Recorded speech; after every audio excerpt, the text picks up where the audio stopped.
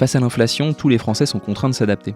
Aujourd'hui, on va voir comment leur relation aux marques, leur relation aux labels, leur relation aux modes de consommation alternatifs ont évolué ces derniers mois face à ce contexte inflationniste. Pour ça, je suis aujourd'hui avec Noémie Evin. Salut Bonjour. Noémie. Bonjour Thomas. Noémie, tu es directrice conseil à Moaï, qui est l'institut d'études du groupe The Link. Tu es donc attentive au comportement de consommation et c'est également ce que tes clientes demandent chaque jour. Tu co-diriges également l'Explorateur, qui est l'observatoire des tendances de consommation que vous menez chaque année. Est-ce que tu peux peut-être présenter davantage cet Explorateur ? Donc, c'est un observatoire des tendances de consommation qu'on a lancé en 2020. Donc là, effectivement, on a commencé à communiquer avant l'été sur la 4e vague de cet observatoire des tendances de consommation. Et donc, je vais avoir le plaisir d'échanger avec toi et avec vous ce matin autour de ce sujet-là. Donc, c'est un observatoire qui nous a permis de communiquer sur des données, de vous offrir en fait des données sur cet univers, sur ce sujet qui est de plus en plus mis au devant de la scène depuis le Covid. Et donc, étant donné qu'on avait un magnifique entre guillemets, point zéro avant Covid, puisque les résultats étaient sortis tout début 2020. Donc chaque année, on remet à jour ces chiffres. Et donc là, effectivement, on a cette 4e vague qu'on a plaisir à partager avec nos clients, nos prospects, mais aussi effectivement avec toutes les marques du groupe The Lynx. On va effleurer bien sûr le sujet et on va y revenir. Il y aura bien plus de détails à les retrouver du côté de Moaï.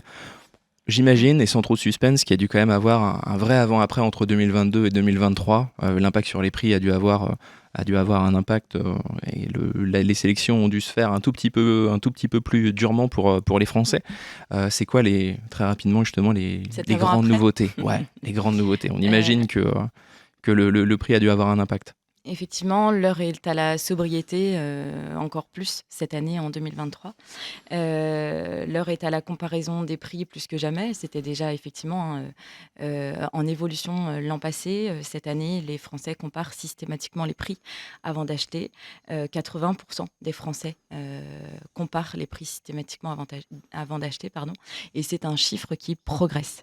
La recherche de toujours plus de promotions, toujours plus de bons plans est ressortie aussi dans les différents résultats qu'on a pu observer.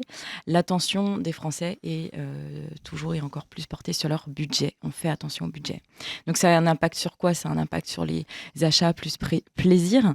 Donc il y a un réel recul qui est observé dans nos résultats sur ces achats plaisir, notamment sur des Français qui sont 70% à affirmer qu'ils ont renoncé à des sorties, à des voyages, mais aussi ça se ressent sur l'alimentation, notamment sur la viande rouge, le poisson, le fromage, mais aussi l'alcool ou les aliments bio qui sont en recul dans les déclarations des Français. Donc, priorité plutôt aux marques de distributeurs et au premier prix. C'est ce qu'on a lu aussi cette année. Donc, des produits discount versus des marques d'enseigne, des grandes marques nationales qu'on pouvait acheter plus souvent auparavant. Aujourd'hui, il y a clairement des choix, des priorisations qui sont faites. Et une autre tendance qu'on a pu observer cette année, c'est la montée en puissance de cette pratique de consommer au-delà des dates des DLC, dates de limite de conso. Il y a vraiment des stratégies d'adaptation qui se font naturellement sur le choix des produits, ce qui n'est pas particulièrement nouveau. En réalité, il y a toujours eu une frange de la population pour laquelle le budget a été contraint et donc la recherche de bons plans était toujours là. Mais là, en effet, tu parles de 70%. Enfin, on parle vraiment plus simplement d'une classe populaire, mais vraiment d'une classe moyenne, basse, voire haute en réalité, qui, ça y est, doit faire des choix, doit faire des concessions. Sans surprise, tu l'as dit, il y a un recul des marques fondamentales, premium, au profit des premiers prix. Il y a également un recul visiblement des labels. Comment on peut expliquer ce recul des labels ? Il y a effectivement une perte d'intérêt pour les labels, mais il y a plusieurs éléments effectivement pour l'expliquer. Déjà, pour vous donner quelques chiffres quand même ce matin, 64% des Français pensent que l'obtention d'un label induit forcément une augmentation du prix.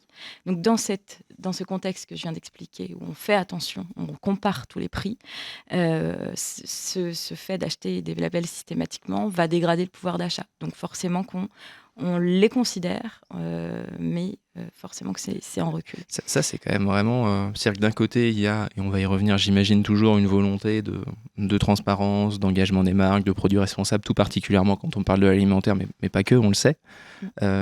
Et de l'autre, il y a cette association qui dit label, dit je paye plus cher, qui forcément va amener en effet des choix pour certaines marques de se poser la question en quelle mesure un label est finalement la meilleure chose ou non pour eux. Ce qui est assez nouveau. En effet, là où il y a eu une certaine course au label, on l'a vu pour certaines des marques qu'on peut accompagner. Après, par rapport à ce que tu dis, il faut savoir que rares sont les Français qui peuvent identifier aujourd'hui des secteurs ou des entreprises qui sont engagées. Et rares sont ceux à connaître, encore moins à comprendre la notion de RSE qu'on a intégré cette année dans notre questionnaire. Donc ce que tu racontes là, ça montre aussi que les marques ont tout un terrain de jeu à occuper pour expliquer aux Français et amener cette pédagogie autour de ces labels et peut-être de la transparence et poser les choses et expliquer le pourquoi ce prix effectivement va être celui qui est affiché. Pour que peut-être que les Français, encore une fois, ils sont dans ces arbitrages. Ils vont peut-être renoncer à certains loisirs, à certains voyages, mais au contraire, on l'a lu dans les résultats, que la consommation locale ou la vente directe ne recule pas, elle se stabilise. Donc il y a malgré tout des arbitrages et heureusement que les Français arrivent à se faire plaisir sur certains biens de conso, quoi. Ouais. Oui, voire même, en effet, il y a un certain alignement entre des modes de consommation alternatifs et leur impact et la responsabilité que ça peut avoir. Et j'ajoute aussi un élément sur l'implication des Français dans leur consommation. Il y a des éléments intéressants en tout cas pour les marques, à avoir bien en tête, c'est que les Français affichent il y a une chute de 10 points sur un élément de l'enquête qui est les avis consommateurs. Les Français font de moins en moins confiance aux avis consommateurs et les intègrent de moins en moins dans leur parcours d'achat. Tout comme le Nutri-Score ou Yuka, la consultation de cette application, qui a moins d'impact dans le choix. L'an passé, et voire même il y a 2 ans, on observait vraiment des changements de produits suite à cette consultation d'avis sur Yuka ou du Nutri-Score. Cette année, c'est beaucoup moins vrai. C'est vraiment un vrai recul sur ces caractères, sur ces critères-là. Ces dernières années, de mémoire, c'est quand même des éléments qui ont progressé. D'ailleurs, vous avez pu en effet l'évaluer sur les dernières éditions du baromètre. Là, il y a un vrai recul. C'est compliqué de trouver des explications. Celles que j'ai, mais qui sont que des intuitions, des suppositions, c'est que, en effet, pour certains, de toute manière, c'est plus possible vraiment d'espérer choisir, puisque le produit le moins cher s'impose de fait. Donc, à partir de là, en effet, ouvrir Yuka ou regarder des invis conso, à part se miner le moral, ça a sans doute assez peu d'intérêt. C'en est une peut-être. Puis il y a peut-être un effet de saturation. En tout cas, c'est ce que j'ai pu observer moi autour de se dire que le moment où on a comparé les produits sur des produits où il y a une récurrence, en tout cas, ça sert peut-être à rien de recomparer systématiquement et de revérifier, de relire des avis conso sur une marque alors qu'on a entre guillemets déjà fait le tour de ce travail de vérification et de transparence. En réalité, il mériterait d'être actualisé. C'est des hypothèses, mais ça se suffit peut-être pas. Il y a peut-être quelque chose de plus global ici. C'est effectivement cette perte de vitesse des labels que tu amenais, c'est vrai, et ça s'inscrit dans ce phénomène global de grande crise de confiance des consommateurs, mais aussi de connaissance. Et ça fait écho à ce que je te racontais sur toutes ces entreprises engagées, ces marques engagées, la notion de RSE, qui est encore floue en fait pour la plupart des Français aujourd'hui. Oui, là vous avez vraiment posé la question de qu'est-ce que pour vous la RSE, ou est-ce que vous pouvez juste dire un secteur, une marque engagée. Les Français ne sont pas capables de les chiffres répondre à cette sont question. relativement faibles. C'est intéressant, puis ça nous fait prendre un peu de recul, nous, dans les métiers de la communication, du marketing, où on a le sentiment qu'il y a une certaine saturation des messages, peut-être un peu moins ces tout derniers mois, bien sûr, justement à cause du contexte, mais ces dernières années, disons qu'on a pu avoir un sentiment de saturation sur justement les prises de parole engagées, responsables, éthiques, etc. Il faut peut-être finalement, reprendre la base. le travail n'est pas encore fait au Non. final, voilà, malgré tous les bons efforts de communication qui ont pu être faits nationalement. Non, c'est pas encore si évident que certaines marques soient vraiment éthiques, Mm. engagées ou responsables, peu Amener importe ses le terme. preuves toujours et encore plus, et cette pédagogie autour de tout ce que la marque souhaite embarquer, effectivement. Ouais. C'est important de Ouais, revenir à la base. il y a encore un travail, Ouais. alors qui, j'imagine, là aussi, va être un même équilibre à trouver entre les consommateurs qui aussi doivent faire un équilibre entre contraintes économiques et convictions. J'imagine que les budgets aussi, justement, de communication des marques va être identique. Il va falloir réussir à faire un peu de pédagogie sur les engagements, sur ce que peuvent être les produits, l'entreprise, et de l'autre côté, à valoriser aussi le prix accessible d'une marque. Ça va être un bon équilibre également à faire. J'imagine qu'il y a quand même des disparités ici entre cette contrainte justement d'un côté et cette responsabilité de l'autre, ces convictions de l'autre. Tous les Français sont quand même pas égaux face à ça. On avait vu que tous d'ailleurs ne sont pas aussi avancés dans cette recherche. Oui, tout à fait. Cette crise, elle est globale, elle touche effectivement tout le monde, mais évidemment qu'il y a des disparités selon les profils, tu as raison. Ça touche de plus en plus les classes moyennes basses malgré tout. Les impacts sont évidemment plus ou moins forts selon les profils. Et on a travaillé pour cette quatrième vague de notre observatoire, les personas. On a été prendre de leurs nouvelles et voir un petit peu comment ils évoluaient. Et effectivement, les CSP+, qui sont représentés notamment par Apolline, que vous devez voir sur la matrice en haut à droite à l'écran, elle affiche elle aussi un ralentissement net de l'achat systématique de produits bio. Donc, la preuve en est que ça touche effectivement tous les profils. Autre exemple, Camille, effectivement, panique à l'idée de renoncer à certains achats, mais il n'a pas le choix. Il aimerait être acteur du mieux, on l'avait vu l'année dernière, mais il ne peut plus. Ses contraintes économiques le contraignent à devoir renoncer à beaucoup de pratiques vertueuses qu'il avait mis en place l'année dernière. Et Patricia, elle, qui est la plus vertueuse, donc en haut à gauche de la matrice, dans ses comportements, elle est aussi contrainte de renoncer à certaines pratiques devenues trop onéreuses. Donc évidemment qu'elle reste ancrée dans un quotidien ponctué de pratiques très vertueuses vis-à-vis de l'environnement, puisque ça fait partie d'elle, elle est comme ça. Mais malgré tout, profil retraité, elle a des difficultés financières et donc elle est obligée de revenir sur certaines pratiques elle aussi. Ce mapping, c'est vrai qu'il a évolué. Là aussi, ça fait plusieurs années qu'il est installé. Et d'ailleurs, ces différents profils sont bien détaillés dans la publication qui sortira maintenant dans quelques temps. Il faut aussi, il a rarement autant évolué, j'ai l'impression, que les transferts qui peuvent se faire, notamment dans la partie haute, dans les profils qui sont les plus attachés à l'environnement, ont rarement fait un transfert aussi fort d'une année sur l'autre. En tout cas, c'est intéressant de les voir évoluer. Jusqu'ici, on a beaucoup parlé de ce qui va être des choix de consommation. Donc, en effet, une comparaison des produits qui est moindre, malgré une attention au prix qui est naturellement plus forte. Et on a commencé à toucher du doigt le fait que les solutions passent pas simplement par le choix du produit qui se ferait sur un site internet ou un linéaire, mais également par le mode de consommation en tant que tel. Là aussi, ces dernières années, on a vu l'essor de différentes pratiques responsables pour la plupart, en tout cas, voilà, qui viennent amener des changements, notamment pour le retail. Comment ont évolué ces différents modes de consommation en 2023 ? On a effectivement quelques évolutions qui sont observées, mais pour parler de la seconde main directement, puisque c'est quand même une des tendances fortes qui est en vogue depuis maintenant quelques années, elle est bien installée aujourd'hui. Elle a atteint un certain plafond dans les usages. Le seul changement, c'est les motifs.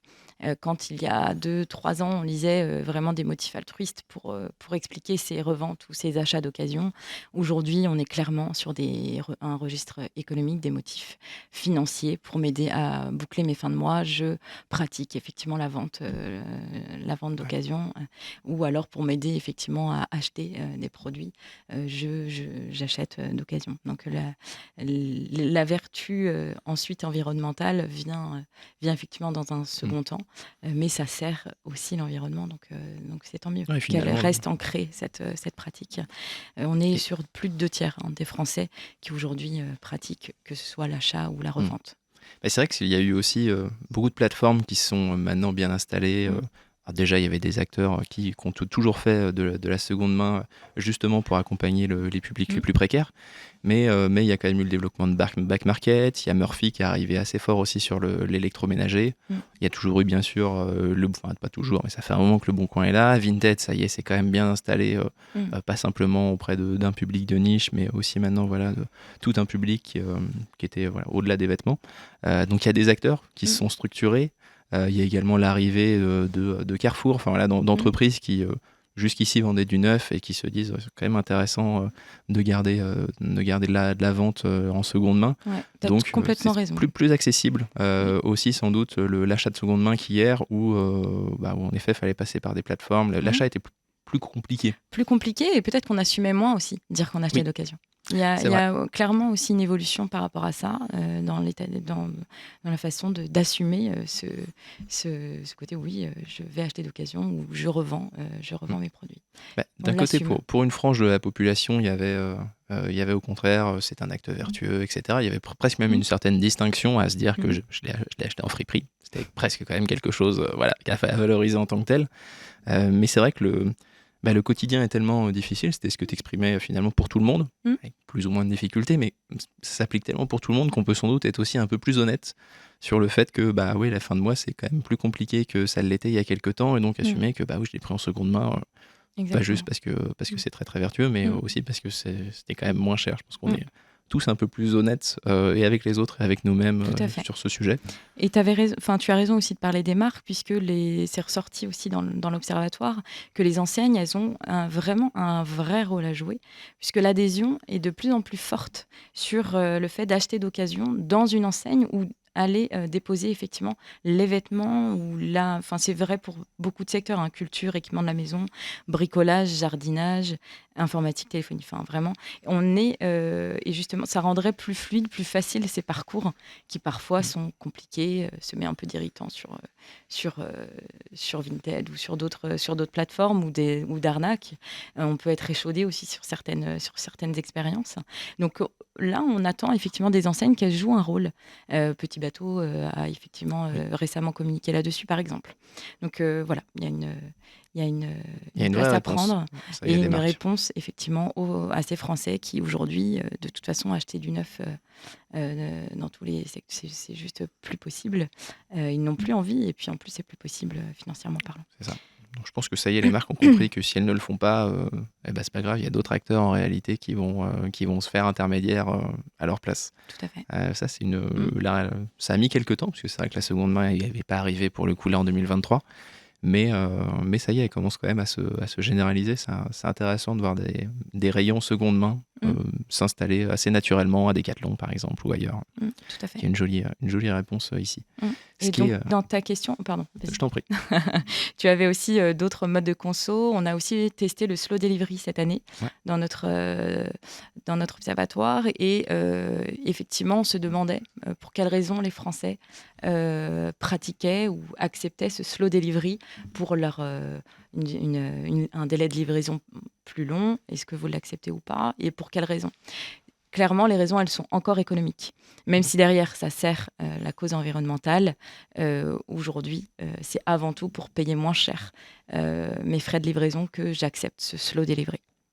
Ouais, donc là aussi, ce qui est intéressant, c'est comme pour la seconde main, il y a quelque chose d'assez vertueux finalement, même si la motivation est plus économique.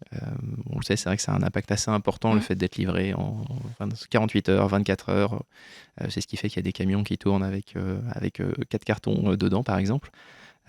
C'est peut-être pas la première motivation et sans doute que la sensibilisation aussi sur ces sujets est pas faite pour tout le monde. Tout le monde n'a Ouais, peut-être c'est pas ça. conscience des impacts logistiques de la livraison à très court terme. Euh, mais l'impact est là. Mmh. C'est quand même toujours quelque C'est chose ça. de Et puis, positif comme tu le ici. dis, hein, avec des explications, de la pédagogie autour de ça ne pourra faire qu'avancer les choses. Et le troisième élément, c'est l'indice de réparabilité qui est vraiment en hausse cette année. Les Français réparent de plus en plus leurs objets, leurs équipements, leurs vêtements avant de les remplacer. Donc ça, c'est aussi un mode de conso qui évolue. Ouais, là, je pense que justement, j'ai tendance à croire que ça peut être l'étape d'après Mmh. pour les marques qui aujourd'hui font pas mal de seconde main, Mmh. d'avoir cette logique de réparation, ce qu'a fait Veja, mais plus dans un concept un peu pop-up store de réparation de ses chaussures, je crois uniquement.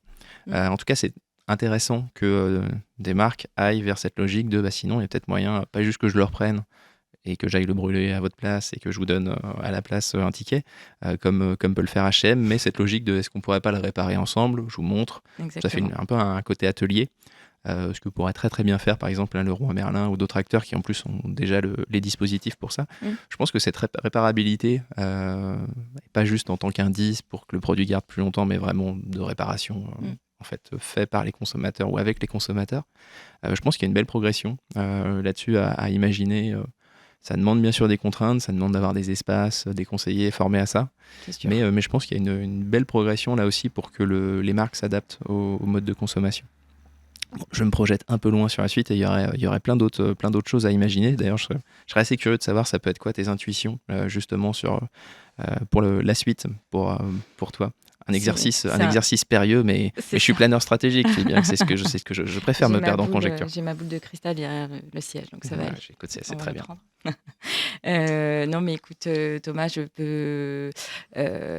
Effectivement, les Français vont sans doute, de toute façon, avoir du mal à revenir à leur niveau de vie d'avant. Ils vont avoir du mal à maintenir ce fameux niveau de vie auquel ils avaient pu s'habituer. Donc les ajustements sur les dépenses, les loisirs vont forcément se renforcer pour se focaliser sur les besoins essentiels. Donc ces priorisations dont je parlais en Qui se fait. début Mais d'échange c'est intéressant cette notion de vont se recherche poursuivre. de l'essentiel parce que Quel est l'essentiel? Enfin, bah ouais, on peut questionner effectivement et l'essentiel. bah, exactement. Puis c'est quand même longtemps un petit peu les mots d'époque qu'on a pas mal Mm. eu, ce côté de recherche de sens, que ce soit à travers ma consommation, à travers mon travail, etc. Bah, je trouve qu'elle est finalement Mm. beaucoup plus forte, cette recherche de sens, Mm. quand en effet le sujet n'est pas de savoir juste est-ce qu'on prend un produit A ou un produit B, mais de savoir en effet de faire vraiment des concessions, ce qui est déjà le cas. Hein. Tu le Mm. disais, sur les loisirs, il y a déjà vraiment des concessions qui sont faites, des achats qui sont reportés Mm. ou annulés.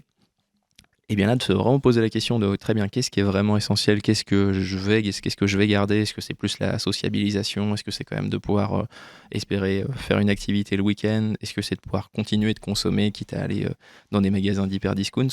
Je trouve que ça amène de vrais arbitrages, pas Tout à des fait. arbitrages simplement de quel produit dans un linéaire, Mm. mais de fondamentalement qu'est-ce qui me semble essentiel pour que je puisse consommer. Exactement. Euh, Tout à l'heure, on nous donnait l'exemple des 70% de Français qui renoncent à des sorties, à des voyages.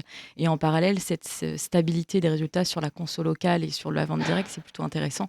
Ça montre que même si, effectivement, les produits de premier prix, les produits discount, effectivement, progressent, malgré tout, il y a des arbitrages qui sont intéressants et chacun questionne son essentiel. Tout à fait. Répercussions effectivement sur les entreprises, hein, avec une demande qui est moindre, on l'a vu dans certains secteurs, mode textile, automobile, donc une demande moindre, donc des fermetures, des licenciements ou des réductions d'activité. Un impact sur l'épargne et l'endettement, quand les Français doivent faire face à des factures non prévues, ben voilà, on puise dans notre épargne, donc ça amène une réduction de la capacité d'épargne. Conséquences économiques parce que dans ce contexte de ralentissement économique, les entreprises sont plus frileuses dans leurs investissements, dans leurs embauches. Ça amène des conséquences sociales sur des inégalités sociales qui vont être accentuées.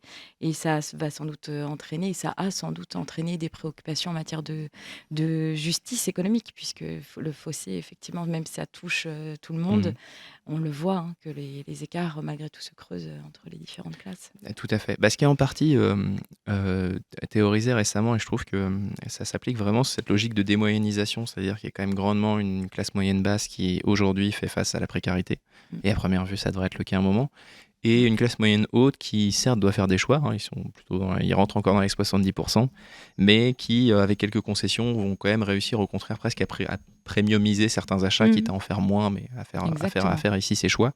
Et puis comme souvent un secteur du luxe qui lui ne se porte jamais aussi bien que quand l'économie est en difficulté, mais ça rien de nouveau sur des périodes comme celle-ci. En tout cas, ce fossé qui apparaît et qui est en réalité déjà bien creusé a toutes les chances de continuer à voir avec quel impact économique et politique. L'avenir nous le dira, effectivement, mais en tout cas, cette crise prolongée du pouvoir d'achat va forcément modifier sur le long terme les attitudes et ces comportements de consommation qu'on a pu lire. Les consommateurs vont sans doute effectivement rester prudents sur leurs dépenses dans les prochains mois. Ils vont chercher, on espère, à épargner davantage. On espère que ça va être possible pour certains. Mais dans tous les cas, de toute façon, revoir encore et toujours leur mode de conso pour réussir à arbitrer, à hiérarchiser comme ils le peuvent leurs dépenses. Tout à fait. Et je me dis, ça va avoir un impact aussi sur les marques, et je pense que pour certaines, en réalité, c'est déjà le cas, puisque tout de même, cette tendance à l'inflation n'est pas toute récente. Je me dis que les marques vont quand même devoir adapter en partie leur message. Forcément, communicant oblige. Je me dis qu'il y a certains messages déjà sur le côté de vous pouvez craquer, etc. Des messages très promo, très soldes, qui risquent d'avoir du mal à avoir un certain impact.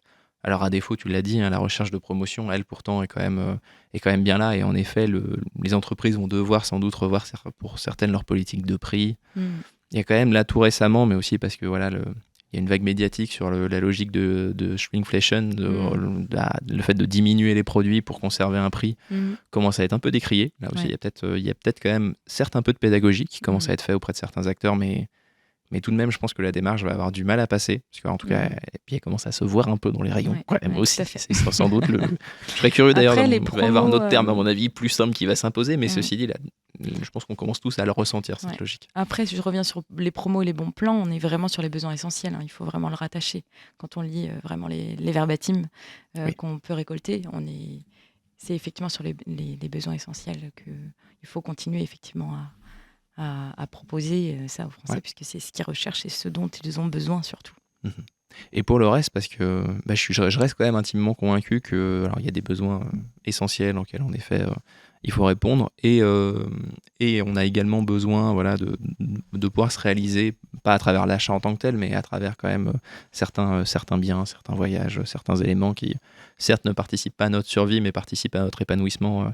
À mon sens, là aussi, il va falloir réussir à donner du sens, et ça se rattache peut-être davantage aussi à cette logique de premiumisation pour certains produits non essentiels, mais auquel il va falloir réussir à donner du sens, il va falloir réussir à donner de la valeur, et y compris en matière d'image, de la valeur symbolique. Il va y avoir des choix, sans doute, qui vont se faire sur des marques qui vont être au contraire très proches du quotidien et du pouvoir d'achat. Exactement. Ce que peut faire Intermarché récemment, ce que peut faire Burger King tout récemment, par exemple, pour citer cela. Et d'autres qui, sans s'envoler vers le luxe, doivent sans doute donner davantage de sens et montrer que certes, c'est un achat important, mais raisonné et crucial, ou en tout cas qui permet un certain épanouissement auprès des individus.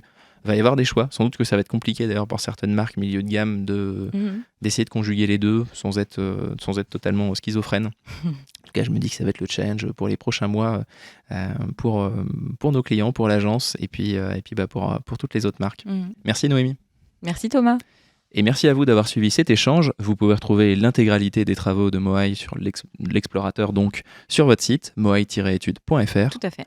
Et vous pouvez retrouver toutes nos interventions UV sur notre site thelinks.fr. À bientôt.